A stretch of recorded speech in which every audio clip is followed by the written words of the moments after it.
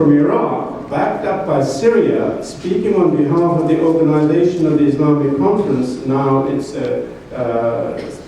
title is slightly changed, expressed his reserve for any clauses or terms that would contradict the Islamic Sharia, while the delegate from Egypt felt that they had to guard against such a clause being exploited for political ends to interfere in the internal affairs of states. End of quote. The various Islamic human rights schemes or declarations, such as the Universal Declaration of Human Rights, are understandably vague or evasive on the issue of the freedom to change one's religion, since Islam clearly forbids apostasy and punishes it with death.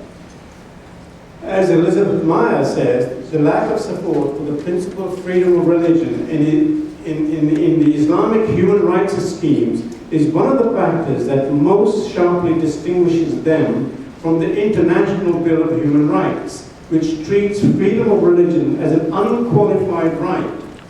The Muslim author's unwillingness to repudiate the rule that a person should be executed over a question of religious belief reveals the enormous gap that exists between their mentalities and the modern philosophy of human rights. End of quote. That was from Elizabeth Meyer in her excellent book, Islam and Human Rights. Islamic human rights schemes are clearly not universal, since they introduce a specifically Islamic religious criterion into the public sphere, whereas the Universal Declaration of 48 places human rights in an entirely secular and universalist framework. The Islamic human rights schemes severely restrict and qualify the rights of individuals, particularly women, non-Muslims, and those such as apostates who do not accept Islamic religious orthodoxy.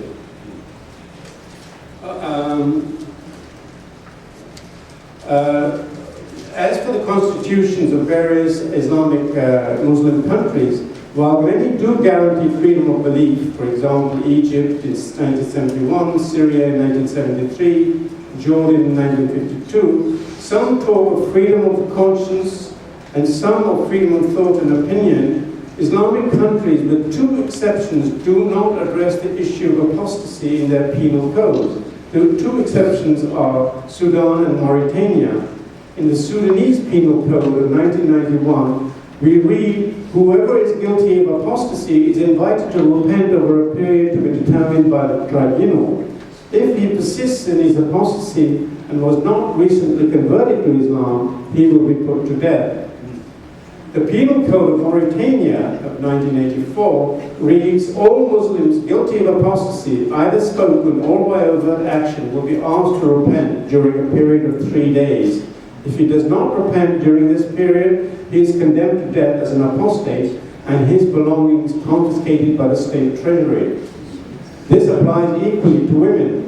The Moroccan Penal Code seems only to mention those guilty of trying to subvert the belief of a Muslim, or those who try to convert a Muslim or another religion to another religion. The punishment varies between a fine and imprisonment for anything up to 3 years. However, this is deceptive. The absence of any mention of apostasy in some penal codes of Islamic countries, of course, in no way implies that a Muslim in the country concerned is free to leave his religion. In reality, the lacunae in the penal codes are filled by Islamic law.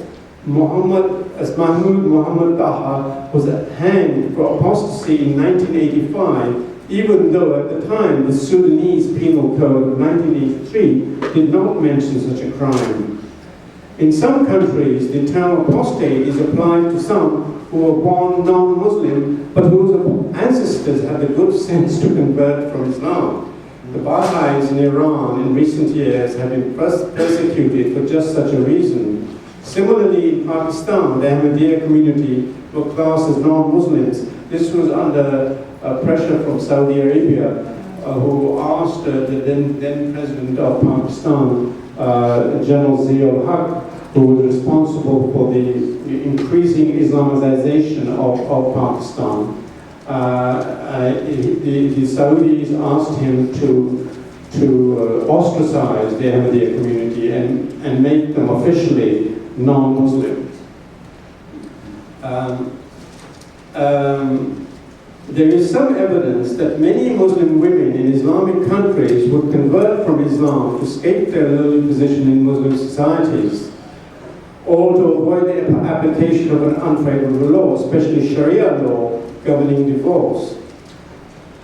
Muslim theologians are well aware of the temptation of Muslim women to obey the Sharia laws by converting from Islam and take appropriate measures. For example, in Kuwait, in an explanatory memorandum to the text of a law reform, says, quote, "Complaints have shown that the devil makes the root of apostasy attractive to the Muslim woman so that she can break a conjugal tie that does not please her. For this reason, it was decided that apostasy would not lead to the dissolution of the marriage in order to close this dangerous door."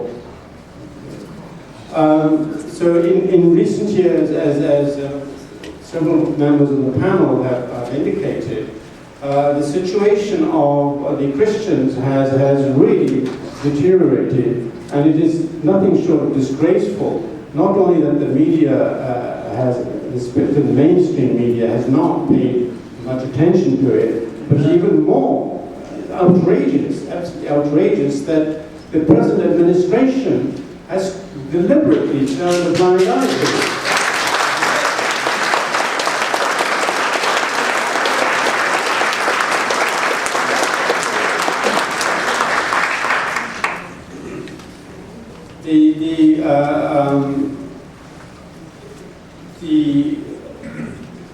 The U.S. Council on International Religious Freedom recently pointed out President Obama's indifference to human rights and democracy around the world. I think it is also partly the influence of his advisor on religious affairs to a certain extent, who's a Muslim woman, Dahlia, and she blocks any attempts by Christians to bring to the attention of the administration the plight of Christians. I won't go through all the depressing statistics of the burning of churches, how the population of the Middle East, which was about a century ago, I would say at least 20% were Christians. It's now less than 5%, and the situation of Copts in Egypt is really drastic, and that's the numbers are falling, and they're desperate. With the new, possibly Muslim Brotherhood government coming into place, their situation is going to be dramatic. I think if our session tonight is going to be anything more than an orgy of self-congratulation. Don't get me wrong, I love orgies. But, we must make this our agenda, make it that we should, first of all, make the present administration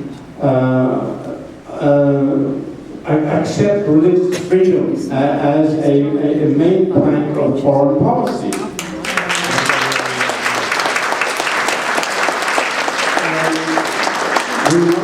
I'm hoping that he wins. We should try and contact Governor Romney and try and get to him before it's too late.